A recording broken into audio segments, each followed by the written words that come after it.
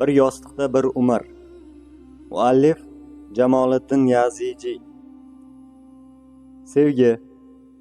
Sevgi bu turmush o'rtoqlarining nikohga ariza berishida ham, oilani saqlab qolishida ham kerak bo'ladigan zaruriy tushuncha. Sevgi ruh o'zini to'kis his qiladigan, yaxshi ko'rgan narsasiga nisbatan bo'ladigan mayldir. Dunyo matohlari sevgi bilan qoplangan. Boshqacha aytganda, koinotning poydevori sevgiga asoslanadi.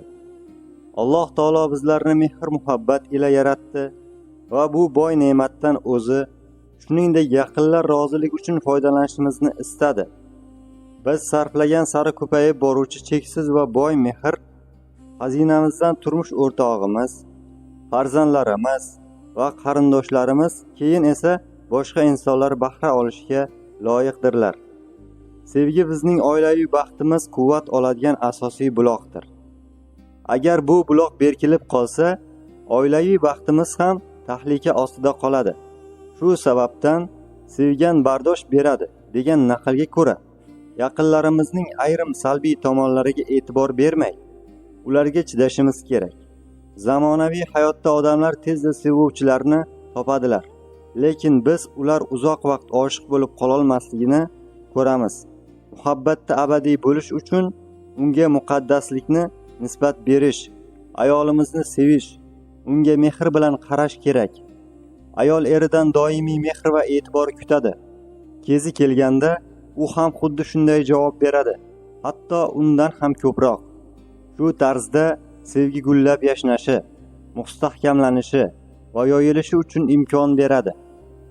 Yaxshi so'z, chiroyli xulq-atvor, xotiralarni yangilash, madaniyat bilan nishonlash kunlarini tashkil etish, sovg'alar berish, ba'zan kichik imo-ishoralar qilish, duo qilish ham sevgining o'sishi, mustahkamligi va davom etishida muhim o'rin tutadi.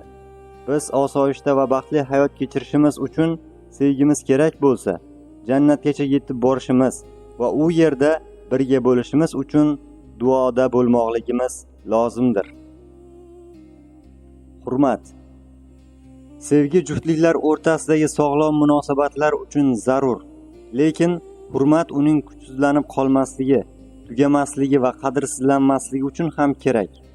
Hurmat bu turmush o'rtog'imiz sha'nini himoya qilish, qadriyatlari va afzalliklarini hisobga olish, haq-huquqlariga e'tibor berish, atrofdagilarni qadrlash hissiyotidir. Hurmat bu qarshingdagi insonning mavjudligini hisobga olish, o'zingga ravo ko'rmagan narsangni unga ham ravo ko'rmaslikdir. Hurmat muloyim, odobli, qadr-qimmatli va madaniyatli tarzda muomalada bo'lishni, haq va huquqlarga rioya qilishni talab qiladi. Shu sababdan hurmatli kishi xotinini la'natlay olmaydi, uning fikriga bepisand qaramaydi, uning muomala va munosabatini yerga urmaydi, uning qadr-qimmatini past baholamaydi, yaqinlarini va atrofdagi kishilarni rad etmaydi. Sabr. Nikoh qaysidir ma'noda mas'uliyatni zimmaga olishdir. Mas'uliyatli ortgan odamning yuki ham, vazifalari ham ko'payadi. Vazifalari va mas'uliyati ortib borayotgan juftliklar oilada yolg'iz davridagiga nisbatan ko'proq charchaydi. Toliqqan juftliklarning stressi kuchayadi. Stress kuchayganda qo'pollik qilish yoki baqirish ham sodir etiladi. Aynan shu bosqichda juftliklar qo'pollik qilish, qichqiriq va janjallarga qarshi o'zlarini tuta olishlari uchun sabr toqat kerak.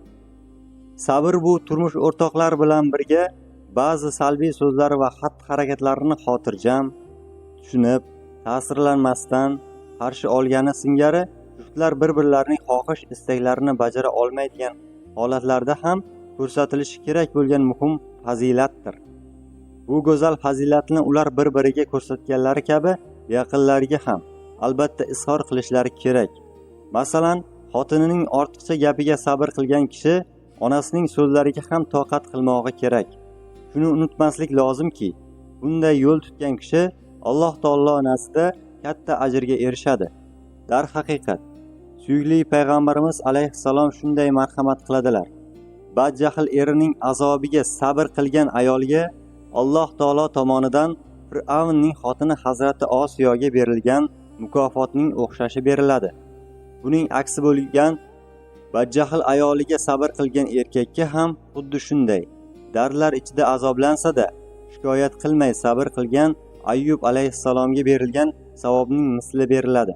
Imom G'azzoliy.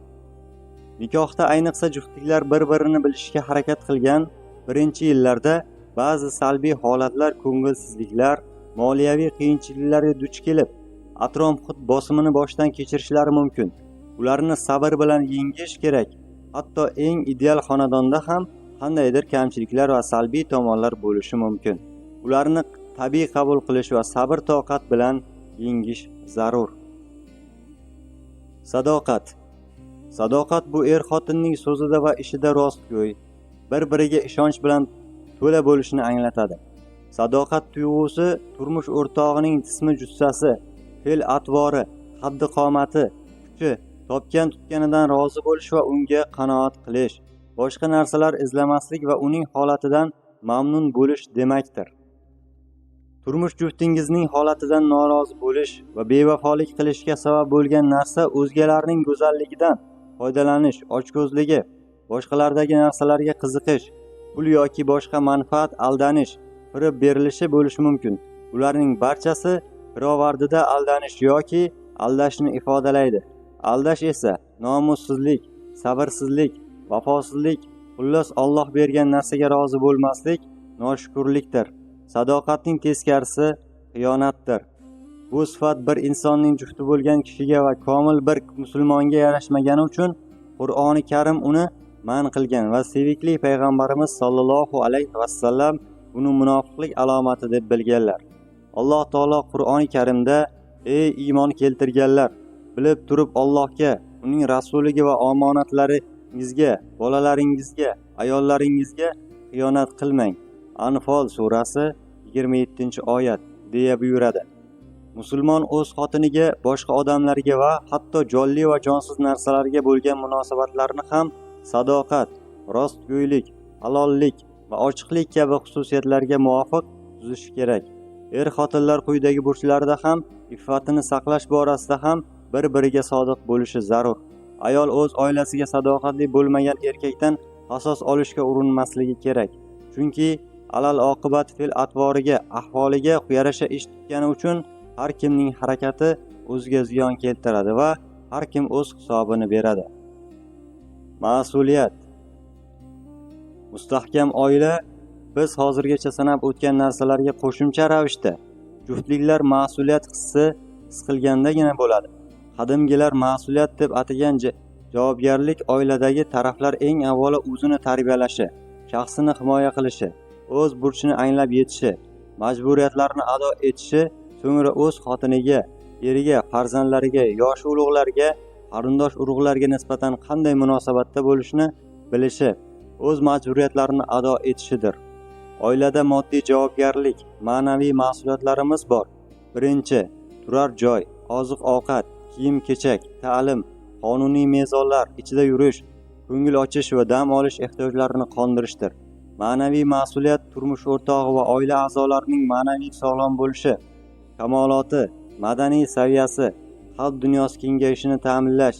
Bir so'z bilan aytganda, yaxshi inson, yaxshi musulmon bo'lishning qoidalari va bilimlarini egallash uchun barcha sa'y-harakatlarni qilishidir. Tushuntirib aytadigan bo'lsak, ishlaydigan turmush o'rtoqlar uyda bir-biriga ko'proq yordam beradilar. Bolalarning ilmiy, diniy, jismoniy va ma'naviy kamoloti borasida g'amxo'rlik qiladilar. Qarindosh urug'larni e'tibordan chetda qoldirmaydigan, chunki oila o'chog'i qarindoshlar va do'stlar bilan mustahkamlanadi. Oila sha'nini, sharafini va sirlarini himoya qiladi. Oilaviy daromadni isrof qilmaslik, yaxshilikni baham ko'rish, bir-birini yomon ishlardan qaytarish, jannatga eltuvchi yo'lni birgalikda bosib o'tishga harakat qilish xotinning burchidir. Bu mas'uliyatni his qilmagan oila parchalanadi. Shuning uchun din ham odamlarga mas'uliyatni eslatish uchun kelgan desak mubolag'a bo'lmaydi. Zero odamlarning oxiratda o'zlari, oilalari va Robbilari oldidagi burchlari haqida so'ralmasdan qutula olmasligi ma'lum qilingan.